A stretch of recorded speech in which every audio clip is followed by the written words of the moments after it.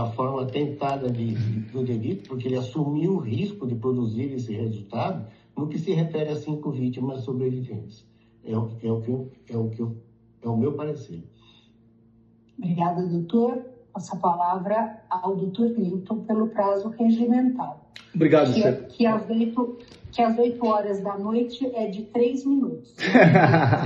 Obrigado, excelência. Primeiro eu quero, como sempre faço, agradecer a Deus a oportunidade de estarmos aqui, mais um ano de vida, que Ele abençoe a todos os senhores, as senhoras, e que nós possamos estar próximo a quem nós amamos, que eu acho que isso que é o mais importante. Excelências, com todo respeito, cumprimentando todos os embargadores que compõem a turma, bem como o Dr. Camilo também, com o qual eu tive o prazer durante o dia inteiro de ouvi-lo. A defesa ousa discordar do nobre promotor de primeira instância, bem como do parecer do nobre procurador. E eu digo por quê. Vejam, excelência, o direito penal não é uma ciência exata. A legítima defesa, ela tem os percussores no artigo 25, mas ela não é uma ciência exata. O policial militar estava na iminência de ser morto, indivíduos se anunciaram como componentes daquele partido criminoso, que eu me recuso inclusive de citar a sigla aqui.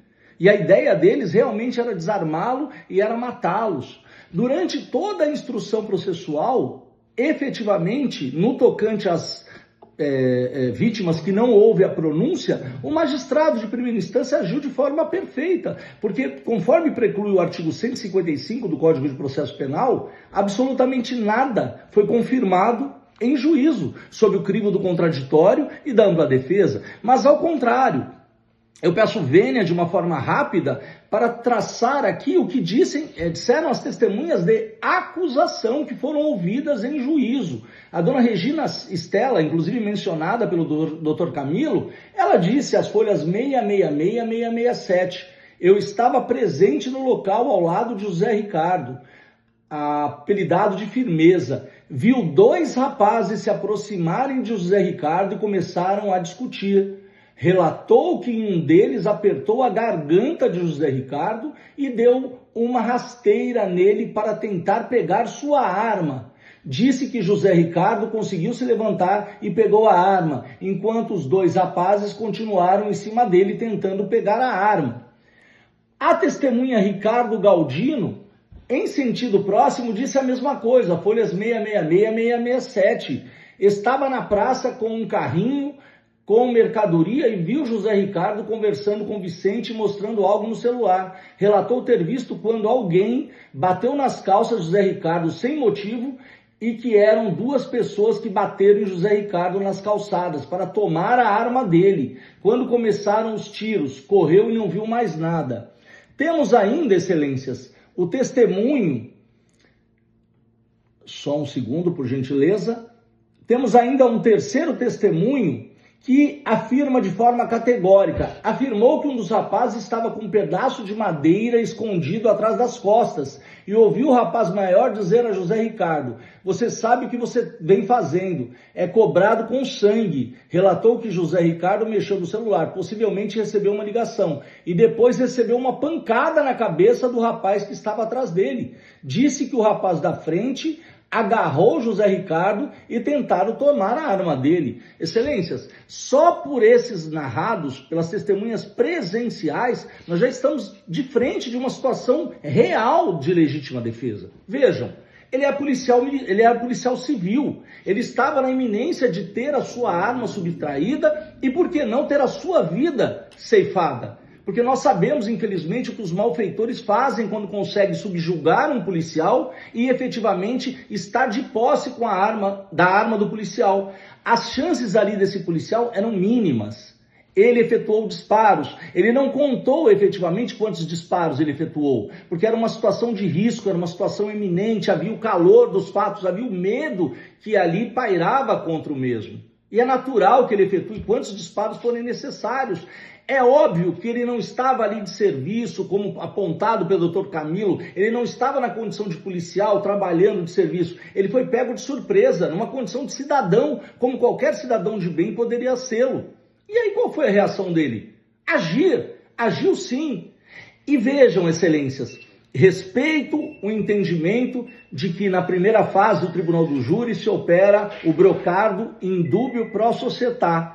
Mas vejam, para mim, na minha ótica, é um axioma.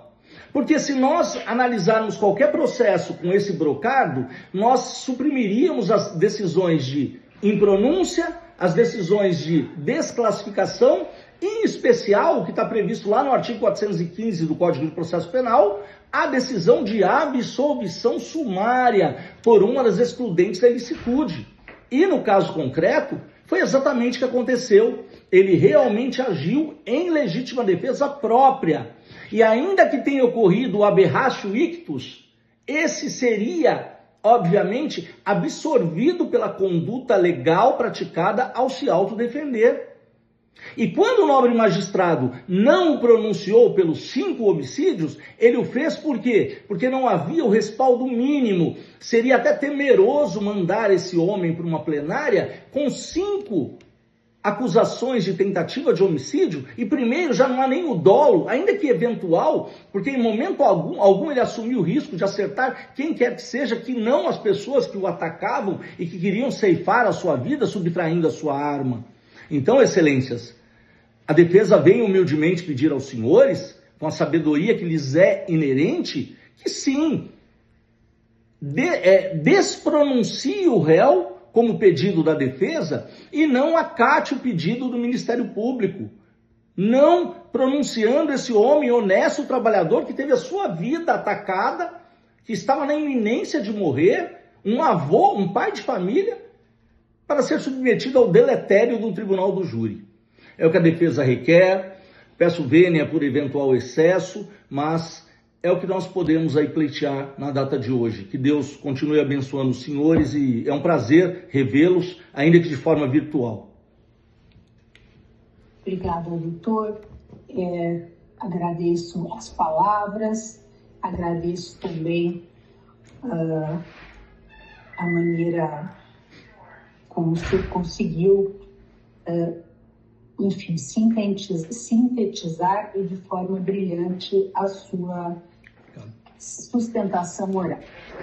Eu também vou buscar ser bem breve pelas mesmas razões, o voto ficará depois à disposição, mas neste caso aqui, eu já adianto que eu estou negando provimento a ambos os recursos, tanto da acusação quanto da defesa.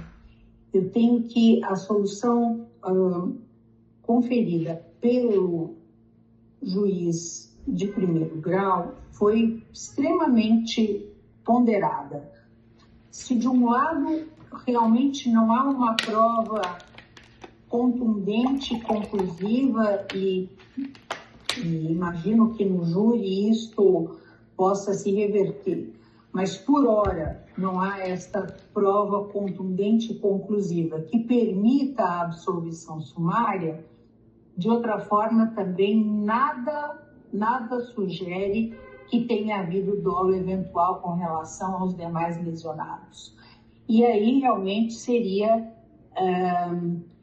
tentar ultrapassar algo que é extremamente tênue para justificar o indúbio pró-societário.